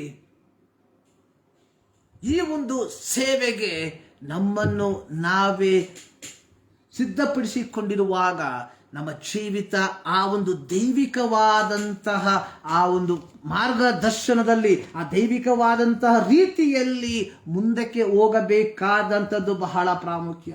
ಇಲ್ಲಿ ಪೌಲನು ಇದೇ 1 ಕೊರಿಂಥದಲ್ಲಿ ಆತನು ಹೇಳುವಂಥದ್ದು ಈ ಒಂದು ಕರ್ತನ ಮೇಜಿನ ಕುರಿತಾಗಿ ಹೇಳುವುದಕ್ಕಿಂತ ಮುಂಚಿತವಾಗಿ ಹೇಳುವಂಥದ್ದು, ಸೊ ನಿಮ್ಮಲ್ಲಿ ಭಿನ್ನಾಭಿಪ್ರಾಯಗಳು ಇದೆ ಎಂಬುದಾಗಿ.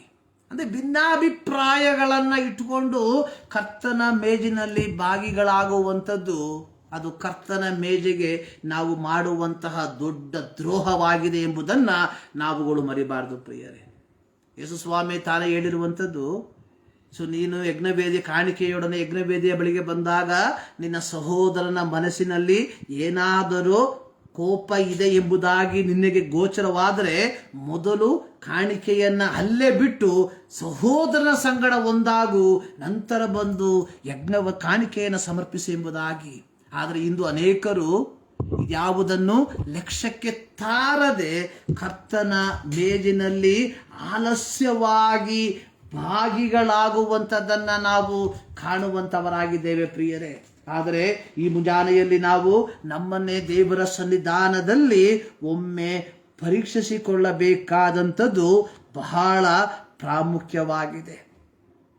ನೋಡಿ, ಇಲ್ಲಿ 28ನೇ ವಾಕ್ಯದಲ್ಲಿ ಪೌಲನು ಹೇಳುವಂಥದ್ದು, ಪ್ರತಿ ಮನುಷ್ಯನು ತನ್ನನ್ನು ಪರೀಕ್ಷಿಸಿಕೊಂಡವನಾಗಿ. ಪ್ರತಿ ಮನುಷ್ಯನು ತನ್ನನ್ನು ಪರೀಕ್ಷಿಸಿಕೊಂಡವನಾಗಿ ಕೇವಲ ಈ ಕರ್ತನ ಮೇಜಿನ ಸಂದರ್ಭದಲ್ಲಿ ಮಾತ್ರವಲ್ಲ, ಪ್ರತಿ ಕ್ಷಣ ನಮ್ಮ ಜೀವಿತವನ್ನ ದೇವರ ವಾಕ್ಯದೊಂದಿಗೆ ಪರೀಕ್ಷಿಸಿಕೊಳ್ಳುತ್ತಾ ನಮ್ಮ ಜೀವಿತವನ್ನ ನಾವು ನಿರ್ವಹಿಸುವಂತವರಾಗಿರ್ಬೇಕು ಎಂಬುದಾಗಿ ಕರ್ತನು ಬಯಸ್ತಾ ಇದ್ದಾನೆ ಪ್ರಿಯರೇ. ನೋಡಿ, ಒಬ್ಬ ಕ್ರೈಸ್ತನ ಜೀವಿತ ಏನೆಂಬುದಾಗಿ ಯೇಸು ಸ್ವಾಮಿ ತಾನೇ ಹೇಳಿರುವಂಥದ್ದು, ನೀವು ಲೋಕಕ್ಕೆ ಉಪ್ಪಾಗಿದ್ದೀರಾ, ನೀವು ಲೋಕಕ್ಕೆ ಬೆಳಕಾಗಿದ್ದೀರಾ. ನಾವು ಲೋಕಕ್ಕೆ ರುಚಿಯನ್ನು ಕೊಡುವಂಥವರು, ನಾವು ಲೋಕಕ್ಕೆ ಬೆಳಕನ್ನು ಕೊಡುವಂಥವರಾಗಿ ದೇವರು ನಮ್ಮನ್ನ ಈ ಲೋಕದಲ್ಲಿ ಇಟ್ಟಿರುವಾಗ, ಪ್ರಿಯರೇ, ಆ ಕರ್ತನ ಶಿಷ್ಯರಿಗೆ ತಕ್ಕ ಜೀವಿತವನ್ನ ನಾವು ಜೀವಿಸುತ್ತಿದ್ದೇವಾ ಎಂಬ ಪ್ರಶ್ನೆಯನ್ನ ನಮಗೆ ನಾವು ಕೇಳಿಕೊಳ್ಳುವ ಈ ಮುಂಜಾನೆಯಲ್ಲಿ ಸರ್ವಶಕ್ತನಾದ ದೇವರು ಈ ಮಾತುಗಳ ಮೂಲಕ ನಿಮ್ಮನ್ನ ಆಶೀರ್ವದಿಸಲಿ ಪ್ರಾರ್ಥನೆ ಮಾಡುವ. ಸರ್ವಶಕ್ತನಾದ ದೇವರೇ, ಮತ್ತೊಂದು ಆವರ್ತಿ ನಿಮ್ಮ ಸನ್ನಿಧಾನಕ್ಕೆ ನಾವು ಸೇರಿ ಬರ್ತಾ ಇದ್ದೇವೆ ಸ್ವಾಮಿ. ಹೌದು ಕರ್ತನೆ, ಪವಿತ್ರ ಸಂಸ್ಕಾರದ ಕುರಿತಾಗಿ ನಾವು ಕೆಲವು ವಿಚಾರಗಳನ್ನು ತಿಳಿದುಕೊಳ್ಳುವಂತೆ ಕೊಟ್ಟಂತ ಅವಕಾಶಕ್ಕಾಗಿ ಸ್ತೋತ್ರ. ಹೌದು ಕರ್ತನೆ, ನಾವು ಕೇವಲ ಸಮಯಕ್ಕೆ ಸಂದರ್ಭಕ್ಕೆ ಅನುಗುಣವಾಗಿ ಎಲ್ಲ ಕರ್ತನೆ ನಮ್ಮ ಜೀವಿತದ ಪ್ರತಿ ಕ್ಷಣಗಳಲ್ಲಿ ಕರ್ತನೆ ಆ ಪವಿತ್ರತೆಯಲ್ಲಿ ನಾವು ಜೀವಿಸಿ ಪವಿತ್ರವಾದಂತಹ ಮೇಜೆಯಲ್ಲಿ ನಾವು ಭಾಗಿಗಳಾಗುವಂತೆ ನಮ್ಮೆಲ್ಲರ ಜೀವಿತದಲ್ಲಿ ಕೃಪೆ ಮಾಡಿ ಎಂಬುದಾಗಿ ನಾವು ಪ್ರಾರ್ಥಿಸ್ತಾ ಇದ್ದೇವೆ. ಮತ್ತು ದಾವರ್ತಿ ನಮ್ಮನ್ನು ಸಂಪೂರ್ಣವಾಗಿ ನಿಮ್ಮ ಕರಗಳಿಗೆ ಒಪ್ಪಿಸಿಕೊಡ್ತಾ ಇದ್ದೇವೆ. ಪ್ರಾರ್ಥನೆಗಳಿಗಾಗಿ ಸ್ತೋತ್ರ. ಯೇಸು ಕ್ರಿಸ್ತನ ಬುದ್ಧ ನಾಮದಲ್ಲಿ ಬೇಡುತ್ತೇವೆ ನಮ್ಮ ಪ್ರೀತಿಯ ತಂದೆ. ನಮ್ಮ ಕರ್ತನಾದ ಯೇಸು ಕ್ರಿಸ್ತನ ಕೃಪೆ, ತಂದೆಯಾದ ದೇವರ ಪ್ರೀತಿ, ಪವಿತ್ರಾತ್ಮನ ಅನ್ಯೋನ್ಯತೆ ನಮ್ಮೆಲ್ಲರ ಸಂಗಡ ಇಂದಿನಿಂದ ಸದಾ ಕಾಲವು ನೆಲೆಯಾಗಿರಲಿ. ಆಮೇನ್. ಸರ್ವಶಕ್ತನಾದ ದೇವರು ನಿಮ್ಮೆಲ್ಲರನ್ನ ಧಾರಾಳವಾಗಿ ಆಶೀರ್ವದಿಸಲಿ.